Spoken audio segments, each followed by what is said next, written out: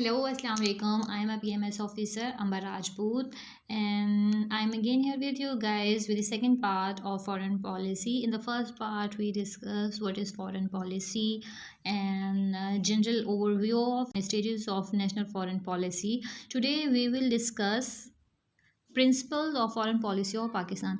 Actually, when we are discussing about policy, there are always some principles जो कि उसके driving principal होते हैं या जो स्ट्राइकिंग प्रिंसिपल होते हैं जिनके ऊपर कोई भी पॉलिसी डिपेंड करती है. In the last lecture I told you it may be historical, ideological, economical और जियोग्राफिकल और social also.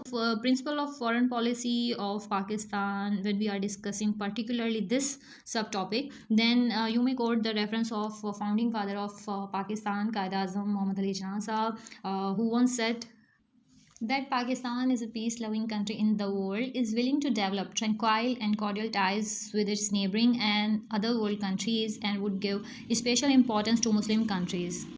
दिस मीन्स कि पाकिस्तान एक पीस लविंग कंट्री है और वो अपने रिलेशनशिप में दोस्ताना ताल्लुकात को कायम रखेगा अपने ना सिर्फ अपने हमसाया ममालिक के साथ बल्कि एक स्पेशल फोकस किया जाएगा मुस्लिम कंट्रीज़ के लिए. इसके लिए एक और रेफरेंस भी आप लोग नोट कर सकते हैं, article 40 of the Constitution of 1973. The article says that is strengthening bond with the Muslim world and promoting international peace. कि पाकिस्तान जो है वो ना सिर्फ मुस्लिम ब्रदरहुड को, मुस्लिम बॉन्ड को स्ट्रेंथन करेगा with in the Muslim world, बल्कि ये इंटरनेशनल पीस को प्रमोट भी करेगा. और इस आर्टिकल को आप कहीं पे भी सूटेबल प्लेस पे क्वेश्चन में आप इसको कोट कर सकते हैं, not only in foreign policy, क्योंकि ये पाकिस्तान के पीस को प्रमोट करने के लिए एक बहुत इंपॉर्टेंट आप कह लें कि वैलिड रेफरेंस है, क्योंकि कॉन्स्टिट्यूशन में इंश्राइन है. उसके बाद हम फर्स्ट प्रिंसिपल के ऊपर आ जाते हैं कि protection of freedom and sovereignty of the country. Foreign policy में आपका फर्स्ट प्रिंसिपल जो है ये है कि आप ना सिर्फ फ्रीडम और सालमियत को और आज़ादी को अपने मुल्क की उसको प्रोटेक्ट करेंगे बल्कि उसको प्रिजर्व भी करेंगे, और उसके लिए हर मुमकिन कोशिश की जाएगी, क्योंकि बहुत दफ़ा इंटरनेशनल अफेयर्स में, इंटरनेशनल स्टेज के ऊपर ऐसे मामलात आते हैं आपके नेबरिंग कंट्रीज़ के साथ, सुपर पावर्स के साथ, रीजनल कंट्रीज़ के साथ, कि आपकी कंट्री की सालमियत ख़तरे में होती है, सॉवरेनिटी जो है वो उसको प्रिजर्व करना बड़ा ही ट्रिकी हो जाता है, जबकि आप अपना एक इमेज भी बरकरार रखें दुनिया में, और आप जो आपका नेशनल इंटरेस्ट है वो डैमेज भी ना हो, और आप एक कॉन्फिडेंट स्टैंडिंग आपकी इंटरनेशनल स्टेज के ऊपर रहे. तो उसमें फ़र्स्ट जो फॉरेन पॉलिसी का प्रिंसिपल रहेगा पाकिस्तान के हवाले से जब हम बात करते हैं तो वो रहेगा कि उसमें पाकिस्तान की सॉवरेनिटी को और फ्रीडम को प्रोटेक्ट किया जाएगा. Number 2 is close relations with the Muslim world. Actually, Muslim nationalhood is rooted in Islamic ideology, and it is natural that Pakistan should give its unreserved support to the promotion of Islamic unity and solidarity. और उसमें फिर Palestine problem हो या Turkish Muslims हों Cyprus के, या फिर फ़िलिपाइन के कोई इशू हो, बोस्निया हर्ज़ेगोविना का हो, इराक़, शाम के अलावा जहाँ कहीं पे भी दुनिया भर में मुस्लिम वर्ल्ड के हवाले से कोई इशू होगा तो पाकिस्तान उनको ना सिर्फ सपोर्ट करेगा बल्कि एक ओवरऑल क्लोज रिलेशनशिप मेंटेन करने के लिए भी हमेशा कोशिश करता रहेगा. Number 3 is regional cooperation. Regional cooperation के हवाले से पाकिस्तान काम करेगा. As we see the regional organization South Asian Association of Regional Conference, SAARC है, या फिर आपके पास ECO है, इकोनॉमिक कोऑपरेशन ऑर्गेनाइजेशन है. इसमें पाकिस्तान जो है वो बजट भी इसका एक सेक्रेटेरिएट का देखते हैं हम कि 60% का 25% बजट जो है वो पाकिस्तान प्रोवाइड करता है. इसी तरीके से पाकिस्तान हमेशा ही कोशिश करता है कि जो भी रीजनल ऑर्गेनाइजेशंस हैं उनकी मीटिंग्स टाइमली कन्वीन हो और उसमें जो रीजनल एजेंडाज़ हैं उसके ऊपर बात की जाए, ना सिर्फ इन द रीजनल ऑर्गेनाइजेशन, लेकिन इसके अलावा भी पाकिस्तान हमेशा बेहतर रीजनल जो है वो कोऑपरेशन के हवाले से काम करना चाहता है, और ये इसकी पॉलिसी में भी एक पॉइंट कह लें आपके यहाँ पे मेंशन किया हुआ है. The next and the fourth principle is keeping away from super power politics. Although this is a very significant principle of the foreign policy of Pakistan, लेकिन इसको when we critically analyze the past decades and the past history of the country. तो हम ये note करते हैं कि इस हवाले से कहीं कहीं पे स्ट्रेटजीज़ पाकिस्तान ने सही अडॉप्ट नहीं की, उनको नहीं परसू किया। और ये अभी जब हम आगे आते हैं इस टॉपिक में मज़ीद हम इसको एलोबोरेट करेंगे, उसमें आप ये देखेंगे कि कौन कौन से एयर्स ऐसे थे जहाँ पे हम अपनी पॉलिसी को थोड़ा सा उसके ऊपर स्टिक नहीं रह सके और उससे हमने कहीं ना कहीं डैमेज भी फेस किया। तो इस पॉइंट को माइंड में रखिएगा, इसको आगे डिस्कस करते हैं। Number 5 is support for self determination. अच्छा, इस पॉइंट को keeping away from super power politics में एक्चुअली इसलिए ये कहा जाता है कि पावर पॉलिटिक्स में आपने इन्वॉल्व नहीं होना, स्पेशली सुपर पावर्स जो होते हैं उनकी, क्योंकि उनके अपने इंटरेस्ट होते हैं और एट टाइम्स वो कॉन्ट्रडिक्टरी भी हो रहे होते हैं, क्योंकि मॉडर्न नेशन स्टेट सिस्टम में काफ़ी मामला आर्म रेस के हवाले से हैं या न्यूक्लियर वेपन्स के हवाले से, न्यूक्लियर प्रोलिफरेशन के हवाले से हैं, क्लाइमेट चेंज के हैं, फंड के हैं, ट्रेड के हैं, या फिर सेल्फ डिटर्मिनेशन या सॉवरेनिटी के हैं। उसमें कहीं ना कहीं कन्फ्लिक्ट क्रिएट हो जाते हैं, रिफ्ट क्रिएट हो जाते हैं। और अगर आप अंडर द अम्ब्रेला ऑफ काम कर रहे हैं ऑफ एनी सुपर पावर, तो फिर आपकी अपनी जो नेशनल पॉलिसीज़ होती हैं, नेशनल इंटरेस्ट होता है, वो कहीं ना कहीं लॉस होता है। और जाहिर है जब आप किसी को फॉलो कर रहे हैं तो आप कहते हैं ना कि निगाह बुलंद सुखन दिल नवाज जहाँ पुरसोज, यही है रफ्ते सफ़र मेरे कारवां के लिए। तो मेरे कारवां जो भी आप चूज़ करते हैं, आप किसी को देखते हैं तो वो इस लायक हो कि आप उसको फॉलो करें। Then there come another principle, support for self-determination. Actually, Pakistan has constantly struggled and supported the struggle against colonialism, racism, and apartheid movements, etc. और continuously अपनी assistance को extend किया है for the cause of liberation and self-determination in the Asia, Africa, and Latin America. Actually Pakistan का मौक़िफ़ इसके ऊपर ये है कि नेशंस को राइट हो कि वो अपना अपना फ्यूचर खुद डिसाइड कर सकें। Then there is another principle, nuclear non-proliferation and disarmament. Pakistan is basically, or we can say, is actually deeply conscious of the fact that international peace and security cannot be achieved and sustained in the world with the arms. हथियार के साथ अमन दुनिया में नहीं हो सकता है, and this is very true. This armament is imperative condition कि अगर आप पीस कंडीशन में पीस वर्ल्ड पीस क्रिएट करना चाहते हैं या वर्ल्ड पीस को इंश्योर करना चाहते हैं दुनिया में, तो इस मामले में बहुत एहतियात की और बहुत पॉलिसी के साथ चलने की ज़रूरत है। न्यू इंटरनेशनल इकोनॉमिक ऑर्डर जो कि 7 प्रिंसिपल है पाकिस्तान की फॉरेन पॉलिसी का, इसके हिसाब से पाकिस्तान जो है वो ही wish to sustainable growth in developing states और उसके हवाले से काम भी करना चाहता है। और Pakistan wants to join hands for this kind of projects. Another is implementation of UN charter. Pakistan United Nation के चार्टर को इम्प्लीमेंट कराने के लिए भी काम करना चाहता है और उसको सिग्निफिकेंट समझता है, इम्पोर्टेंट समझता है। उसमें whether it is poverty, unemployment, inflation, it is for the cause of peace, डिसआर्मामेंट, or it is the working in the war-torn areas, or it is for the cause of justice and education. Although Pakistan is a developing country and there are a lot of problems that the country is facing and is trying to grapple with, लेकिन इसके बावजूद वो इस mission में, United Nation के mission जो overall humanity के लिए, उसके ऊपर भरपूर ना सिर्फ साथ देता है बल्कि उसके ऊपर वो अपने तौर पे भी काम कर रहा है। आप इसके हवाले से यूनाइटेड नेशन में पाकिस्तान के पीस मिशन काम करते हैं दुनिया भर में और उनकी परफॉर्मेंस को बड़ा एक उनकी परफॉर्मेंस क्रेडिबल है, उनको अप्रिशिएट किया जाता है। यूथ एम्बेसडर्स हैं और वुमेन एम्बेसडर्स हैं, और इसके अलावा पाकिस्तान की इस हवाले से, पीस के हवाले से एफर्ट्स को अप्रिशिएट भी किया जाता है। Actually, I want to add here saying of second president of Pakistan, Ayub Khan Sahab, the world will find us frank and honest in our dealing with it. An undertaking once given shall be honored whatever the cost. Pakistan aspects the same from others. यानी ये कहना चाहते हैं और इसको थोड़ा elaborate करते हैं कि दुनिया हमें फ्रैंक और ऑनेस्ट मानेगी, समझेगी, महसूस करेगी हमारी डीलिंग्स में जो भी बायलैटरल रिलेशनशिप होंगे, दुनिया भर के जो मामलात होते रहेंगे, और एक बार जो कमिटमेंट कर दी जाएगी वो उसको पूरा करने का भरपूर कोशिश की जाएगी एट एनी कॉस्ट। और पाकिस्तान यही सेम एटीट्यूड डिमांड करता है विद द अदर कंट्रीज़, और या जो भी हमारे पास दूसरे पार्टनर्स हैं, दूसरे कंट्रीज़ हैं, रीजनल पावर्स हैं, फॉरेन जो कि हमारे पास सुपर पावर्स हैं, कोई रीजनल ऑर्गेनाइजेशन है, उन सब के अंदर। अब एक और बहुत इंपॉर्टेंट सब टॉपिक पे आ जाते हैं, डिटर्मिनेंट्स, यानी determinant of foreign policy of Pakistan. Determinant of foreign policy of Pakistan में फर्स्ट हमारा आ जाता है आइडियोलॉजिकल ऑब्लिगेशन। अच्छा, आप डिटर्मिनेंट्स और प्रिंसिपल्स में क्या डिफरेंस है, ये आप लोगों को जब हम डिटर्मिनेंट्स डिस्कस कर लेंगे तो खुद ही आप लोगों को क्लियर हो जाएगा। अगर फिर भी नहीं आता तो you may ask in the comment section, उसको फिर हम कभी और मजीद एक्सप्लेन कर देंगे। Number 1 is ideological obligation. Pakistan actually is Islamic country and Islamic ideology is a very important factor in determining the foreign policy of Pakistan.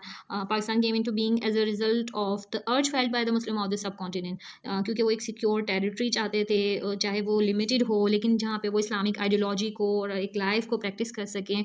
और इसमें एक कोड भी है लियाकत अली साहब का, वो आप कोड कर सकते हैं, एक है रेफरेंस। उसके बाद यानी आइडियोलॉजिकल ऑब्लिगेशन आप कह सकते हैं कि हमारे पास है एक डिटर्मिनेंट फॉरेन पॉलिसी का, यानी हम ऐसी पॉलिसीज़ बनाएंगे, इस तरह का हम अपनी कंट्री का आउटलुक क्रिएट करेंगे।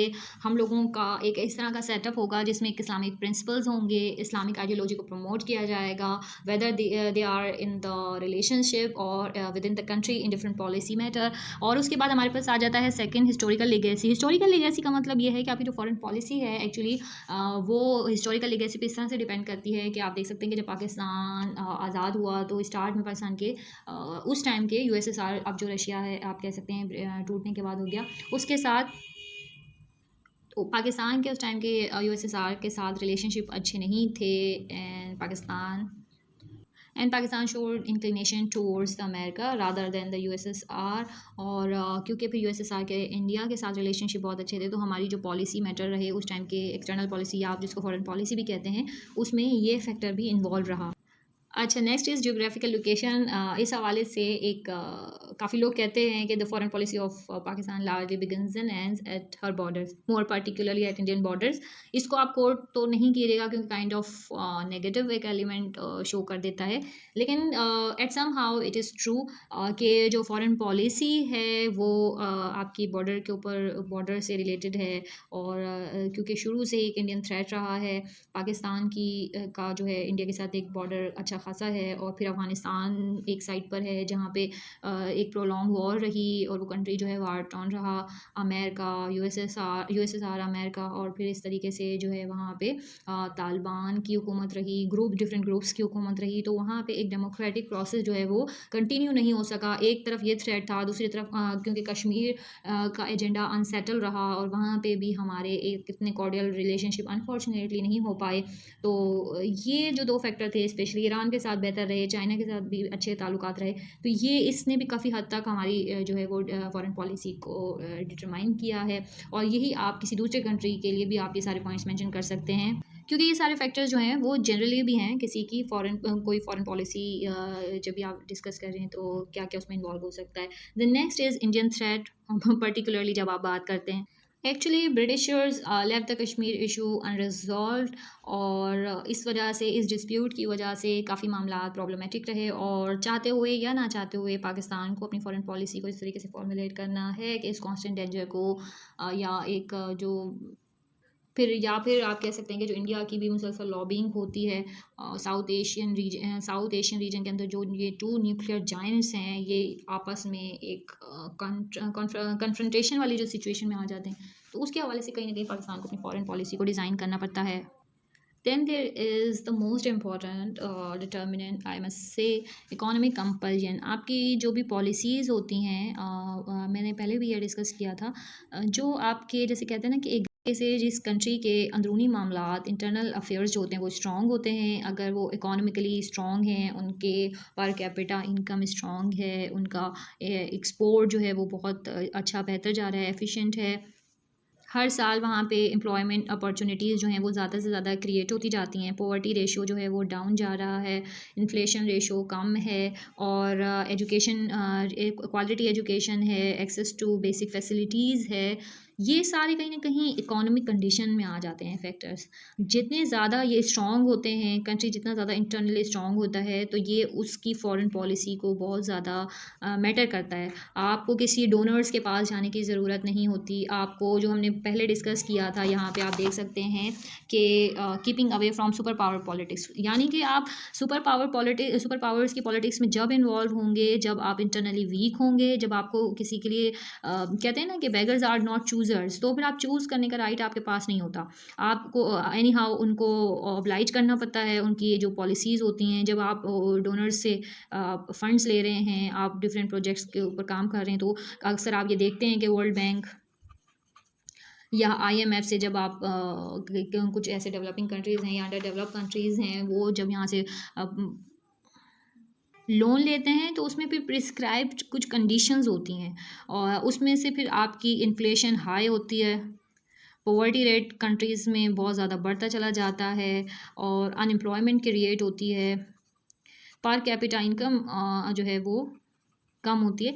ओवरऑल यानी ये कि सेल्फ सफिशिएंट जब नहीं होगा होगा कोई भी कंट्री, तो ये प्रॉब्लम रहेंगे, क्योंकि डोनर से लोन लेना, इंटरनेशनल जो फंडिंग एजेंसीज़ हैं उनसे फ़ंड लेना is not the ultimate and. उससे कभी भी कंट्री सफिशिएंट नहीं हो सकता। आपको अपने एग्रीकल्चर साइड पे खुद मेहनत करनी पड़ती है, आपको सर्विसेज सेक्टर के ऊपर खुद मेहनत करनी पड़ती है, टेक्नोलॉजी के ऊपर आपको खुद काम करना पड़ेगा, इनोवेशन के ऊपर आप लोगों को काम करना पड़ेगा। यही सारे कुछ मामला आते हैं जिससे इकोनॉमिक कंडीशन बेहतर होती है। न्यू प्रोजेक्ट्स आप लगाते हैं, स्मॉल प्रोजेक्ट्स देते हैं, आप डैम बिल्ड करते हैं, बेसिक फैसिलिटीज़ से आप हाई लेवल की उस पर जाते हैं। कोई ना कोई कंट्री की स्पेशलिटी क्रिएट की जाती है कि इसमें ये कंट्री स्पेशलिस्ट है, या ये इसके प्रोडक्ट्स जो हैं वो दुनिया भर में माने जाते हैं। या पाकिस्तान अगर एग्रीकल्चर कंट्री एग्रेरियन कंट्री माना जाता है, तो एग्रेरियन कंट्री तो होना चाहिए, लेकिन फिर एग्रीकल्चरल जो बाय प्रोडक्ट्स होते हैं, या उसके अंदर आप कह लें कि सब सेक्टर्स हैं, डेयरी फार्म वगैरह, उनको किस तरीके से काम किया जाए, फ़िशिंग के ऊपर कैसे काम किया जाए, पाकिस्तान का फॉरेस्ट कवर जो है वो तेज़ी से डिक्लाइन हो रहा है, उसको किस तरीके से सस्टेन कर सकते हैं, क्योंकि अल्टीमेटली आप उससे बहुत ज़्यादा बेनिफिट ले रहे होते हैं। उसको कभी फिर कभी डिस्कस करेंगे। ये सारे इकोनॉमिक कंडीशन होते हैं, क्योंकि किसी ने कमेंट सेक्शन में ये क्वेश्चन पूछा था, तो मैंने इसको थोड़ा सा डिटेल में एक्सप्लेन किया है कि जब भी आपकी इकोनॉमिक कंडीशन बेहतर होगी, आप दुनिया भर की कंट्रीज़ देख सकते हैं, तो आपके पास नो कहने का चांस होता है। When you are economically not sound economically, तो फिर आपको येस कहना पड़ता है, और येस में फिर आपके कंपल्जन हो जाते हैं। उसके बाद एक और बहुत इंपॉर्टेंट टॉपिक सब टॉपिक आ जाता है कि ओवरव्यू ऑफ फॉरेन पॉलिसी और पाकिस्तान के अब तक जो पाकिस्तान की खारजा पॉलिसी के अंदर उतार चढ़ाव रहे, जो मामलात रहे, किसी का प्रेशर नहीं, कोई इंक्लिनेशन नहीं, इंडिपेंडेंस एक पीरियड रहा, इंडिपेंडेंट पीरियड रहा। उसके बाद हम देखते हैं कि 1953 से 62 तक का जो पीरियड है वो अलाइनमेंट है सीटो सेंटो के साथ।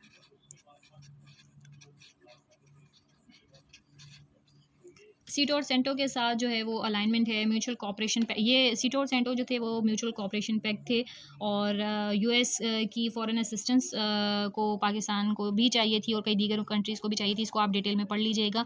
तो पाकिस्तान ने इस तरफ इंक्लिनेशन शो की, और पाकिस्तान इस टाइम में बन गया था द मोस्ट एलाइड एले ऑफ यूएसए, या आप कह लें कि अमेरिका का मोस्ट एलाइड एले बन गया था इस टाइम में, क्योंकि उसको असिस्टेंस चाहिए थी, और अमेरिका ने इस टाइम के ऊपर इस तरह के प्रोजेक्ट लॉन्च किए हुए थे असिस्टेंस के, जो कि पाकिस्तान, ना सिर्फ पाकिस्तान ने बल्कि कई दीगर कंट्रीज़ ने भी इनको परसू किया और फॉलो किया। नेक्स्ट हम देखते हैं 1963 से 71 का पीरियड। गैस करें कि ये क्या हो सकता है। 71 तक का पीरियड जो था ये फेज़ ऑफ ट्रांजिशन था, कई चेंजेस हो रहे थे।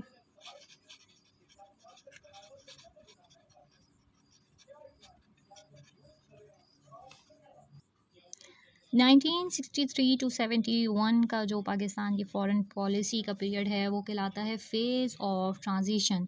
Very important period. इसमें बहुत कुछ होता रहा, और जो होता रहा उसमें एक तो पाकिस्तान का एग्रीमेंट था चाइना के साथ, जो कि 1962 में हुआ। पाकिस्तान और इंडिया की वॉर हुई 1965 में।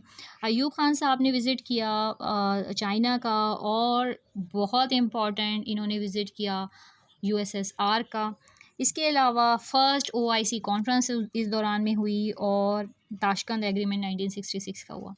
ये सारी जो मामलात हुए ये एक्चुअली ट्रांजिशन की तरफ चले जा रहे थे, क्योंकि पाकिस्तान 1947 से कहीं ना कहीं इंक्लिनेशन शो करते हुए 71 तक पहुंचा था, और इस दौरान कई गवर्नमेंट में भी उतार चढ़ाव आते रहे, और पॉलिसी शिफ्ट होता रहा।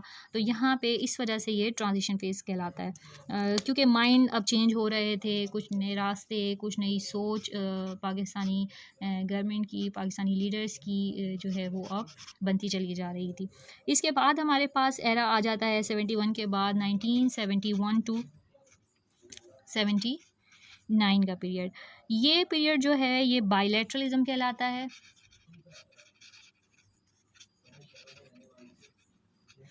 या आप इसको नॉन अलाइनमेंट पीरियड भी कह सकते हैं।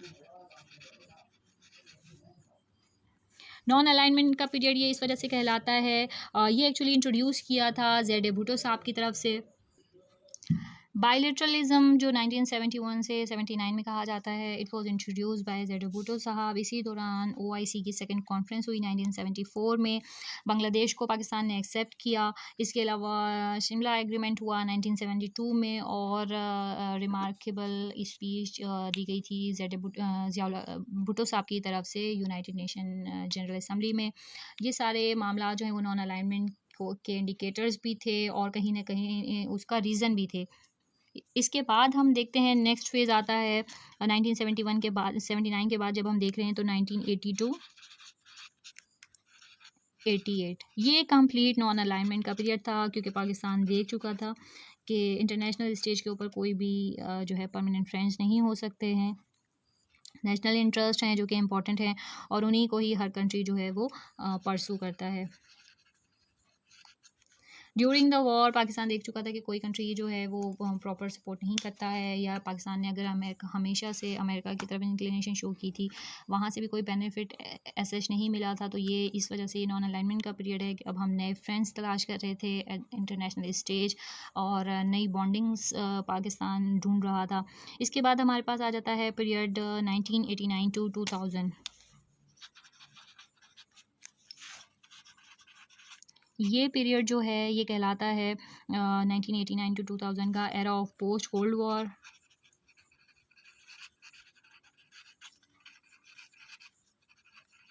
Search of एलिज,